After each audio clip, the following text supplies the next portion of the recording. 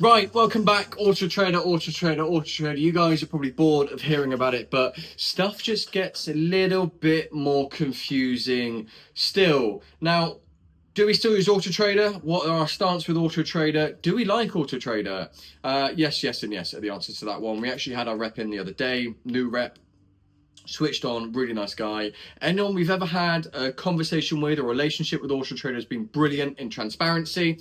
It's not their fault, they don't run the business. So we still use AutoTrader, they still feed the majority of our leads. We've got no intention of just throwing stuff at AutoTrader in terms of just throwing shit at them, basically. This is a bit of an open-ended conversation. The reason I want to hold this video today is they released some analytics that really perplexed me, and this goes to the conversation as to why so many dealers downgraded their packages. So I've already did a bit of a conversational video on that. If you haven't watched that, go and watch it. But for us that didn't know, we reduced our package in about April, May last year. So we were on the super package, we reduced to starter. That saved us £50,000 a year. Your question could be, Tom Cartwright, have you noticed any difference in leads and sales? No, we actually had possibly one of the best years we've had. Now, that's not just due to reducing the package. We did reinvest that money elsewhere. But in terms of actually the lead difference between being on super and starter, analytically there hasn't been any difference, and also the AutoTrader rep himself verified that. The only thing that dropped off was our ads weren't appearing quite as much, but that would go down to boosted stock, which is a load of rubbish. Let's talk about it. So I've got my laptop in front of me here, so I'm just going to do a little bit of screen sharing as well, so you guys can see exactly what I'm seeing on my screen. So this here is my AutoTrader portal. So what we can see here is the package we're on, which is starter, and it shows you leads, total leads and connections. So this is important, so remember this number. So there is a little bit of a caveat to this one, but let me talk to you about it. So this is the data range of the last full 12 months. Last full 12 months is the key, because January isn't a full month yet. So I would assume that runs January the 1st of January 25 to December 31st, because that would be full month. So technically, based on their mention here, this year is null void. Let me just show you this here. Right. So I'm going to quickly change across to my emails. Right, sorry, I can't actually, funny enough, screen record my emails. I assume there's something somewhere within the system that doesn't allow that, which is obviously a good thing, so I'm not breaching any GDPR. But I'll add some screenshots to this because it's really important. So let's touch on that. So if we recall, it was 10,806 was what AutoTrader told us the last 12 months we had leads and connections. However, they emailed us out literally about half a week ago our statistics for 2025. As we can see here, our apparent leads and connections are 8,334. Well, that doesn't make any sense because there's a big disparity of 2,003, 2,400 lead difference there. So go work that one out.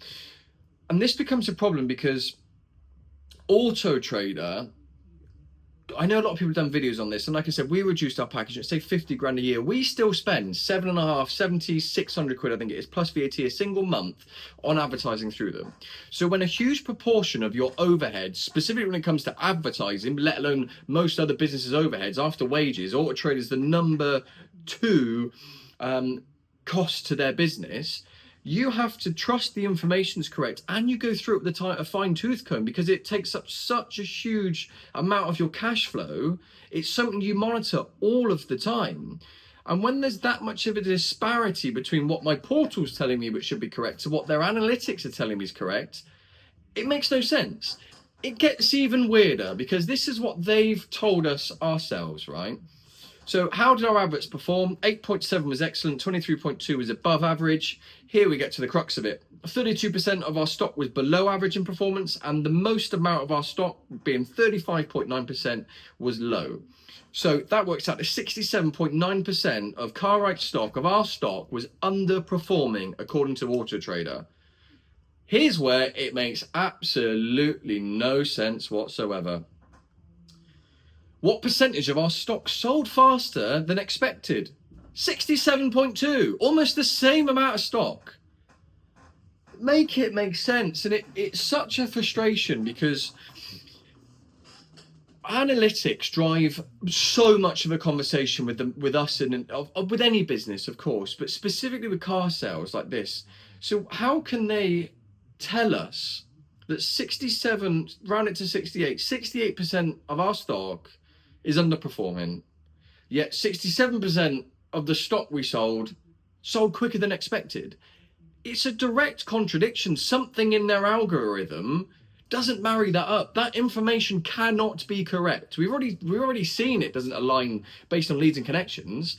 On that note of leads and connections, I was speaking to someone else in the dealers chat, won't say who. They shared their end of year accounts with AutoTrader, if you like. They suggested, AutoTrader told them, that their leads and connections were 23,339. Now, they have 52 cars in stock. They have less cars in stock than I do. That works out to 1,946 a month and 65 a day. So AutoTrader are giving them 65 leads and connections a day.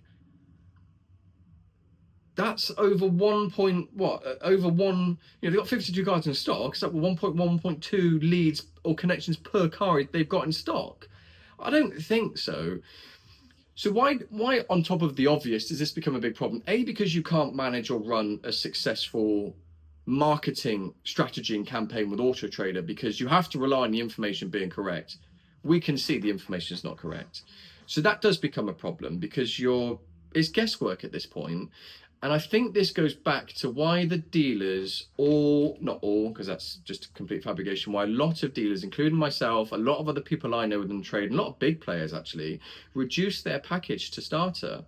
And it's because the information they supplied based on the performance and payments of the different packages you can have, they just didn't really correlate to being very truthful or transparent.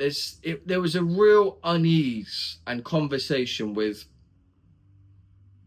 it, and it's still obvious to the day. Like, the information they give you is so convoluted and not transparent, or it's just very difficult. It's very difficult to dissect and break down. And when like I said, when dealers are spending so much money, 90, 100 grand a year on average between certain dealers that have 50 to 70 cars in stock. It's crazy. It's so much of an investment to a marketing platform, because that's all AutoTrader is really. It's a marketing platform, and you don't get an honest and transparent feedback with results.